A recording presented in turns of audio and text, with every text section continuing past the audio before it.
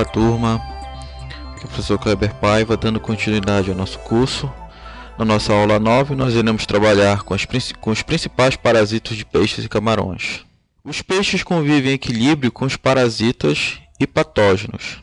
Só que, quando existe algum tipo de alteração na qualidade da água, principalmente se tratando de baixa concentração do oxigênio dissolvido, o equilíbrio existente entre eles é rompido. E aí, práticas de manejo em sistema de cultivo intensivo, como controle da qualidade de água e o manejo alimentar, evitam que estas situações aconteçam. Em sistemas de cultivo intensivo, que trabalham com altas densidades de estocagem e altos níveis de arraçoamento, que utilizam produtos químicos e medicamentos, acaba que também gera uma situação de um impacto negativo, que este impacto negativo acaba modificando o meu ambiente de cultivo e esta modificação no meu ambiente de cultivo altera o bem-estar dos animais que eu estou cultivando. As parasitoses e as doenças causadas por esta quebra de equilíbrio, geralmente elas são causadas por protozoários, crustáceos, vermes, fungos, bactérias, entre outros. Protozoários são basicamente constituídos por organismos unicelulares microscópicos, têm as mais variadas formas e dimensões variadas também. Os parasitas de organismos aquáticos, eles pertencem ao filo Apicomplexa, Mesosporidia e Microsporidia. A apicomplexa engloba algumas formas parasitárias patogênicas, como moluscos, bivalves e peixes. O que isso quer dizer? Que esta forma aqui ela vai acabar parasitando moluscos, bivalves e peixes. E aqui nós temos alguns exemplos destes protozoários. Nós temos a Calyptospora espinosa. Este protozoário ele vai atuar basicamente no fígado e nas gônadas de peixes como tamoatá e jacundá. Nematopsis mitella é um parasita de mexilhão. Mesosporidia, ela tem uma estrutura morfológica inversa e ela atua basicamente em quê? Em peixes. Ela vai parasitar peixes. Parasitas de brânquias, fígado, testículo e pele de várias espécies amazônicas. Essas três espécies de protozoários são encontradas basicamente em que tipo de peixe? No aracu, curimatá e nas piabas. Ictiophthirius multifilius é um protozoário do filo dos ciliados. Ele parasita o tegumento de peixes, causando a doença de pontos brancos ou ictiophthiriase, ou ainda que é mais conhecida como ictio. Nós iremos encontrar em vários sistemas de cultivo problemas relacionados a ictio, mas só que este problema, volto a ressaltar, só vai ocorrer se não houver qualquer tipo de manejo, tanto no que se trata da qualidade de água, como também no manejo alimentar adequado. Essa doença ela é caracterizada pela presença de pontos brancos espalhados por todo o corpo do animal, principalmente nas nadadeiras. Estes pontos são visíveis a olho nu. A incidência desta doença é maior durante a primavera, outono e inverno, pois pode ser que ocorram infestações durante o verão, principalmente após uma repentina queda de temperatura. O ciclo de vida deste protozoário ele vai depender de condições de temperatura que prevalecem nos ambientes de cultivo. Aqui nós temos o ciclo de vida deste protozoário. Aqui a fase de ovos. Aqui as múltiplas divisões até estes parasitas ficarem fixados no corpo do seu hospedeiro. Temos uma foto aqui e que detalha vários pontos esbranquiçados de um peixe que está sendo parasitado por este protozoário. Ondinho pilularis é um dinoflagelado que atua em diversas patologias. O tamanho desse dinoflagelado varia de 30 a 140 micras. Este parasita ele atua o quê? Na pele do peixe, causando irritações e excessiva produção de muco Ele é caracterizado pelo quê? Por uma presença veludada ou empoeirada no corpo dos animais que estão hospedando este dinoflagelado. Quando ele atua nas brânquias, ele vai causar irritações, que vai ter uma grande produção de muco e pode causar hemorragias. E aí vai caracterizar o quê? Um problema na respiração daquele animal, que isso vai fazer com que a gente consiga observar que na superfície dos viveiros os peixes estão fazendo boqueamento, estejam boquejando. Por quê? Porque ele está com dificuldade de respiração. E aí é uma tática que ele tem para aumentar a sua quantidade de oxigênio em seu corpo, para que ele chegue a níveis normais dentro do seu organismo. E vejam só, quando se existe algum tipo de problema com a presença desse dinoflagelado, a gente vai fazer teste na água e os níveis de oxigênio dissolvido vão estar normais. Mas como esse peixe está com este parasita, ele está com dificuldade de respirar e acaba ficando na superfície, boquejando, com uma tática para melhorar a sua respiração. O diagnóstico deste dinoflagelado é feito através de raspagem do muco, para se verificar se é ele ou outro tipo de parasita que tem o mesmo sintoma, que atua nas brânquias dos peixes ou de qualquer outro organismo que esteja sendo parasitado por este dinoflagelado. As infestações, elas ocorrem basicamente em quê? Em peixes que estão estocados, principalmente quando estão sendo trabalhados em alta densidade e que não há nenhum manejo da qualidade de água e que tenha uma alta carga orgânica, ou seja, eu tenho excesso de ração, excesso de adubação e eu tenho pouca troca de água neste viveiro. Em cassinicultura, este tipo de dinoflagelado não tem atuado tanto assim, quer dizer, não tem preocupado tanto assim os produtores, porque a sua ocorrência nos cultivos de camarões ela é rara. E os impactos econômicos provocados por este parasito não são tão significativos assim e acabam sendo não tão observados. Mas a gente tem que ressalvar o seguinte, que eles são raros, mas eles não podem ser negligenciados. E por isso deve ser feito todo aquele trato de manejo alimentar, manejo de água e as observações nos organismos que estão sendo cultivados para verificar se existe a ocorrência de algum tipo de parasito nesse sentido também. Aqui nós temos a presença, a gente pode verificar alguns pontos brancos no corpo desse peixe, isso é característica da presença desse dinoflagelado. Telorrhania dourara.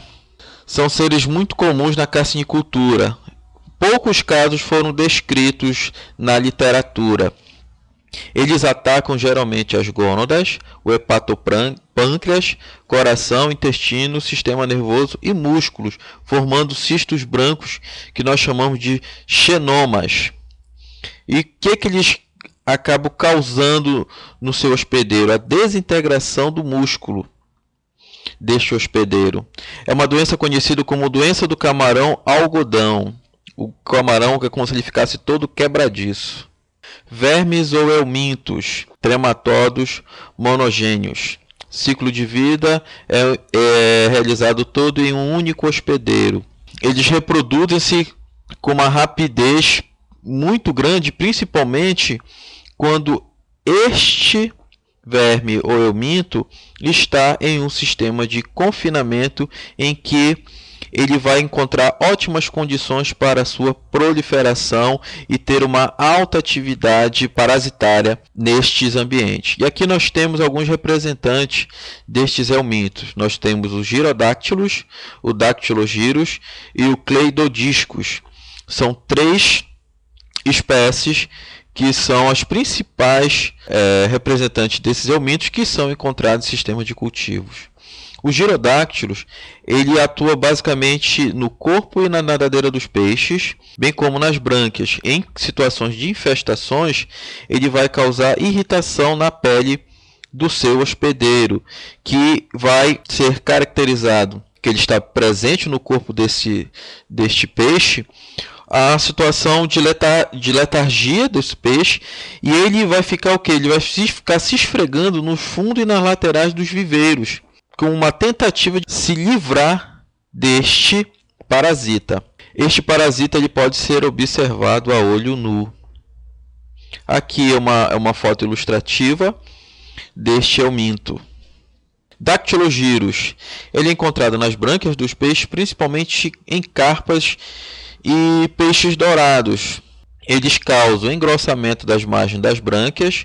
Isso causa o quê? Uma destruição do epitélio branquial e ruptura das capilares sanguíneos. Isso causa dificuldades respiratórias aos peixes. As infestações por estes organismos causam mortalidades que aí muitos produtores acabam associando à deficiência de oxigênio. Mas quando se faz o teste para saber o nível de oxigênio dissolvido na água, percebe-se que os níveis estão normais e aí parte-se para a investigação para se saber se é um problema provocado pelo Dactylogyrus. Aqui é uma figura ilustrativa do Dactylogyrus. Cleidodiscos, ele atua basicamente que nas brânquias dos peixes, eles vão causar sérios danos no epitélio das brânquias dos peixes, que isso causa dificuldades respiratórias para o seu hospedeiro. Trematóides dinogênios. A principal ação patogênica desse trematóide é o quê? Ela atua com o hospedeiro intermediário, as suas metacercárias, que são extremamente agressivas. Quando elas chegam ao seu hospedeiro, nas formas adultas, elas vão causar sérios problemas ao peixe que está confinado. Essas metacercárias, elas podem aparecer como pontos amarelos ou negros, ou como protuberância na superfície do hospedeiro, dificultando a comercialização. Aqui nós temos uma figura ilustrativa do seu ciclo de vida. Aqui a gente vê que os miracídeos chegam ao ambiente aquático, vão atuar junto ao molusco, aí vai liberar as cercárias que vão ser fixadas na pele dos peixes. O principal representante deste grupo são o Postodiplostomo mínimo, o White Group. Ele é caracterizado por formar cistos no fígado e nos rins de peixes carnívoros. O hospedeiro definitivo deste parasita é a garça azul. Outros vermes dinogênios de importância nós temos Ulifer SP, isso aqui é a identificação só a nível de gênero. Quando vocês verem um nome dessa forma, como está representado aqui como Ulifer SP, quer dizer que a identificação dele ficou apenas a nível de gênero. E o Neascus SP, que são facilmente identificados por pontos negros na pele dos peixes. O hospedeiro definitivo deste verme é o martim pescador, que é uma ave. Macrobráquio é hospedeiro intermediário e secundário dos dinogênios do gênero Carneophalus. Os camarões, eles são parasitados pelas metacercárias antes de atingir o hospedeiro definitivo, que é os peixes, neste caso. Cestodas, vermes chatos com tamanhos variados, não possuem boca nem intestino, eles alimentam-se pela absorção de nutrientes dos seus hospedeiros. Os hospedeiros definitivos dos cestodas são as aves que se alimentam de peixe ou até mesmo de mamíferos, incluindo o homem. No intestino e os secos pilóricos dos peixes, eles vão ter o ciclo biológico dele, vai envolver o quê? Vários hospedeiros. Raramente são registrados em peixes de cultivo, só que não podem ser negligenciados. Diphyllobothrium, que infecta o peixe cru, é transmitido para pessoas que consomem peixe cru. Aí este tipo de de cestoda é encontrado basicamente em salmões e também em atuns. E aí, aquelas culturas que consomem peixe cru, por exemplo, como o japonês, que tem esse costume de consumir peixe cru, é verificado que acabam causando doenças no estômago das pessoas que acabam consumindo este peixe que está contaminado por este cestoda. Aqui nós temos uma sequência de imagens que mostra um peixe que acaba sendo infectado por esse cestoda. Aqui nós temos uma imagem de peixe e a presença do cestoda nesta imagem seguinte, aqui com um corte no ventre deste pescado que nós estamos vendo aqui.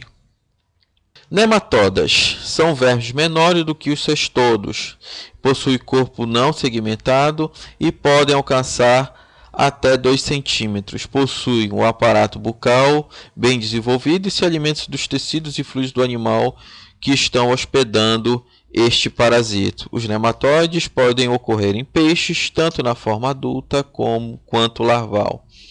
As larvas desse nematóide elas ficam encistadas nos músculos ou fígados ou vísceras, na cavidade visceral, no intestino e mais raramente na pele do seu hospedeiro. Na fase adulta, esse nematóide, quando forma sítios de infecção, ele vai atuar o quê? No trato gastrointestinal do seu hospedeiro. Aqui nós temos a imagem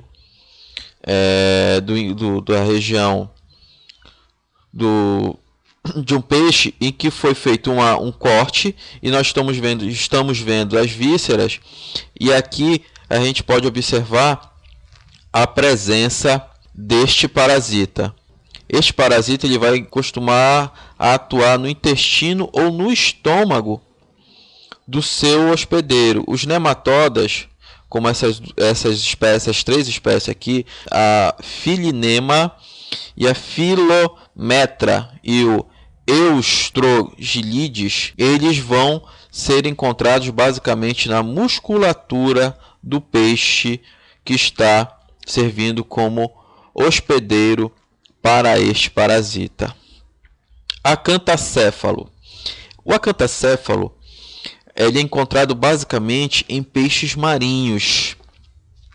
E eles vão atuar basicamente o que? No intestino desse peixe. Ele vai se fixar através de sua probóscide. E essa probóscide ela vai perfurar o intestino do seu hospedeiro.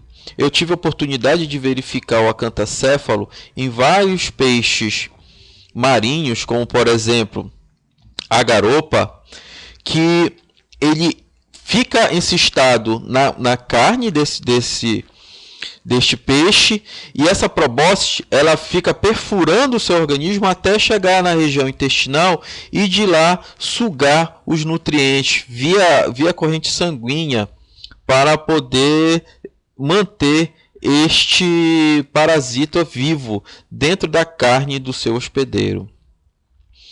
As larvas desse parasita elas vão Elas vão romper o mesentério, vão chegar ao estômago, podem também atuar nos secos pilóricos, no fígado e na cavidade visceral do seu hospedeiro.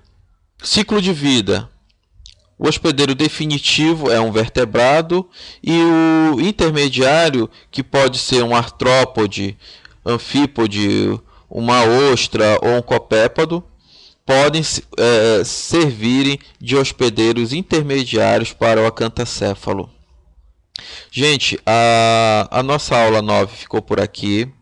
Qualquer dúvida, eu vou estar no chat de segunda a quinta-feira, de 7 às 13 horas. E na sexta-feira, gente, eu vou estar presente a partir das 9 horas da noite para a gente tirar qualquer dúvida da aula de hoje ou posteriormente. A gente pode até sentar para discutir alguns pontos que geraram dúvidas. Bons estudos e até a próxima aula.